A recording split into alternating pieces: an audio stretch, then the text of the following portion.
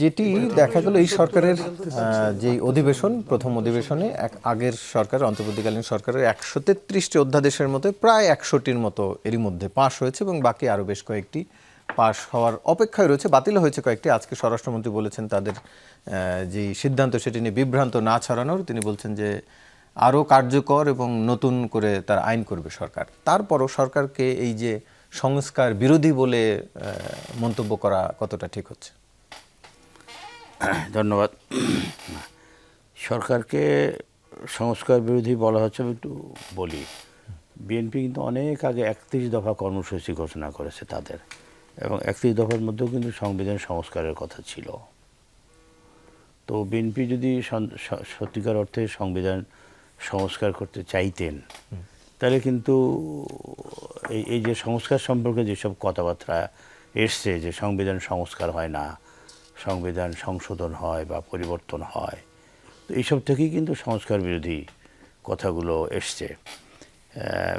যেগুলো অধ্যাদেশ পাশ হয়েছে, এটা যে সংখ্যা দিয়ে বিবেচনা করেন, সংখ্যায় অনেক, কিন্তু এগুলো হচ্ছে খুবই সাধারণ অধ্যাদেশ। ডে টু ডে কাজের জন্য কিছু কিছু অধ্যাদেশ আছে, কিছু ইভেন কোথাও হয়তো শব্দের পরিবর্তন বা বানানের সংশোধন, এই ধরনের অধ্যাদেশও আছে। কিন্তু যে অধ্যাদেশগুলো আমাদের সুশাসন প্রতিষ্ঠার ক্ষেত্রে অন্তরায়, যে আইনগুলো, যে বিষয়গুলো, অথবা যে বিষয়গুলোর কারণে অতীতের যে সরকার, যাকে আমরা ফেসিবাদী সরকার বলি, ১৭ বছর বলি বা ১৫ বছর ধরে যে দেশে একটা দুঃশাসন কায়েম করেছিল, যে সুযোগে এরকম একজন ফেসিবাদী বা স্বৈরাচারের সৃষ্টি হয়েছিল, এই অধ্যাদেশগুলো হলো তার সঙ্গে সম্পর্কিত।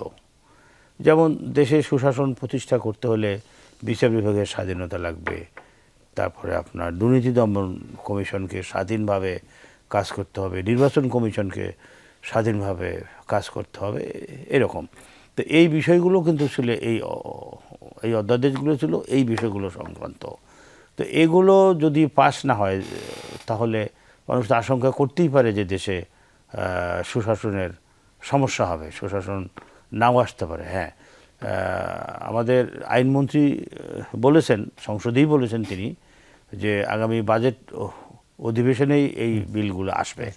এবং সেগুলো কী ফর্মে আসবে সেটা একটা বিষয়।